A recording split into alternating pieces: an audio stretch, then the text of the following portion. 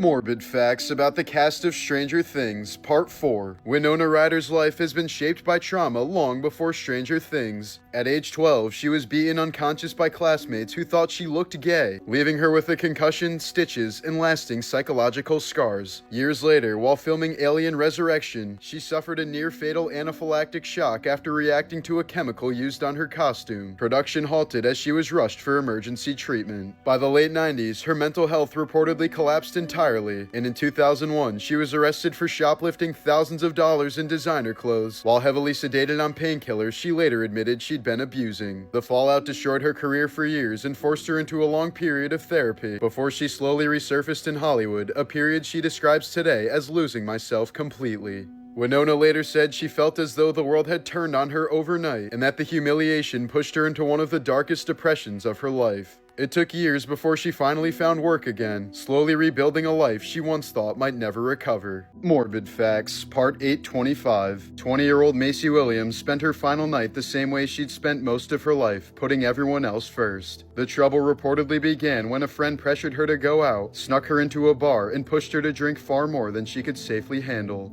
As the night went on and Macy became increasingly disoriented, she still ended up driving that friend home. Macy repeatedly asked if she could stay at the friend's house instead of trying to make it back to her own, but the request was denied. Not long after leaving the house, around 4 a.m. on September 20th, 2025, Macy's car collided head-on with a semi-truck on a highway in Knoxville. The impact was so severe that first responders said there was nothing that anyone could have done. Her death devastated her friend group, who described her as the mom friend, the one who protected everyone else before herself.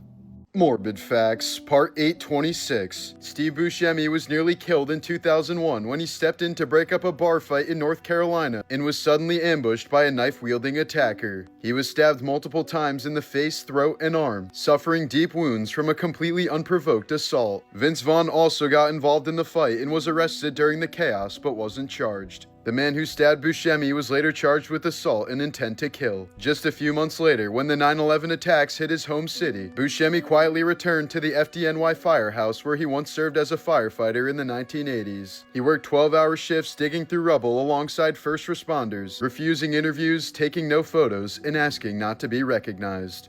In 2018, 16-year-old Goose came home terrified after what her family described as a bad reaction to smoking weed at a party. She spent the night completely panicked, paranoid, and unable to sleep. Then sometime before sunrise, she quietly slipped out of her house without her phone, shoes, or glasses. Neighbors reported seeing her alongside a highway at dawn, disoriented and staring straight ahead, but by the time deputies searched the area, she was gone. Despite years of searches, shifting accounts about her final hours, and nationwide attention on the case, Goose has never been found. This was the shocking moment when an MLB pitcher realized his life was over. Former Red Sox pitcher Austin Maddox went from a World Series ring holder to a child predator after he was arrested in Florida in 2024. Investigators say he believed he was talking to a 14-year-old girl, unaware the teen was actually an undercover detective. When he arrived at the meeting place, officers pounced on him before he could even walk through the front door and arrested him immediately. The report says he had driven there intending to meet a teenage girl, part of a wider operation targeting child predators. Maddox was charged with multiple felonies and later sentenced to 3 years in prison, his mugshot replacing whatever was left of his brief baseball career.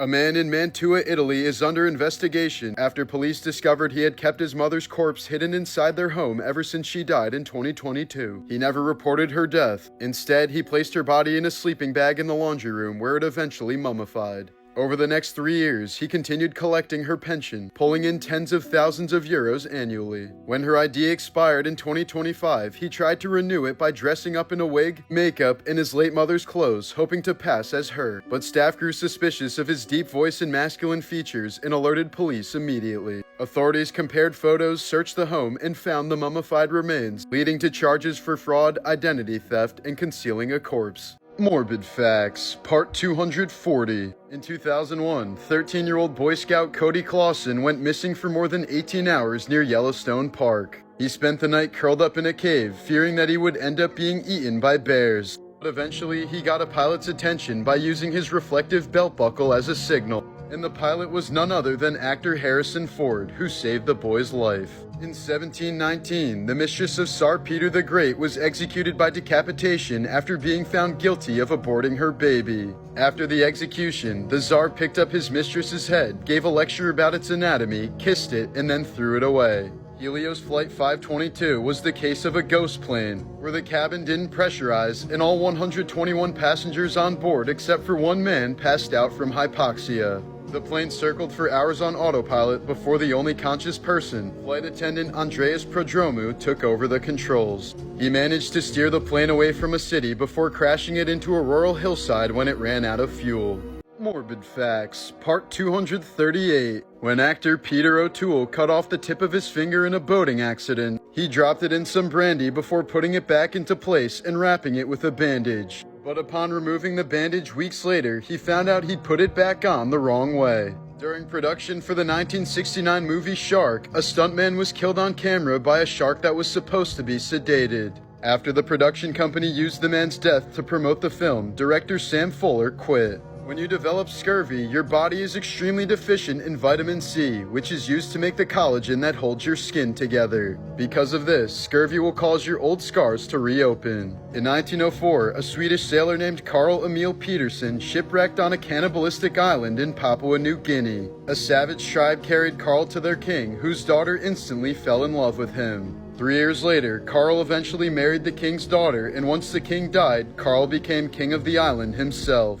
These are some morbid facts about Charlie Sheen. When he was only 10 years old, Charlie Sheen traveled with his father to the Philippines for the filming of Apocalypse Now. There he witnessed a real water buffalo being decapitated by a machete in a ritual sacrifice, a moment filmed for the movie. Sheen later said the image stayed burned into his memory and was one of the most brutal things he had ever witnessed. At the peak of his fame, Charlie was burning through drugs at such an insane pace that he admitted he had a different reality. At one point, the actor was spending nearly $2,000 a day on cocaine and once admitted to smoking enough crack to fill a swimming pool. His binges spiraled into weeks-long parties filled with drugs and sex, where he bragged about sleeping with both men and women while high. It was during this reckless era that he contracted HIV, a diagnosis he kept secret for years as rumors about his health exploded. When Sheen finally revealed his HIV diagnosis in 2015, the confession was both shocking and life-saving. Doctors gave him credit for prompting a 95% increase in HIV testing kits, likely saving thousands of lives. In 1990, Sheen's engagement to actress Kelly Preston came to a bloody end when she was shot in the arm inside his home. Sheen later claimed a revolver had slipped from his pocket and accidentally discharged when it hit the floor, but the incident was enough for Preston to leave him immediately, prompting rumors that Charlie had actually attempted to kill her. While filming Money Talks, Charlie binged so heavily on cocaine that he suffered a nosebleed that wouldn't stop.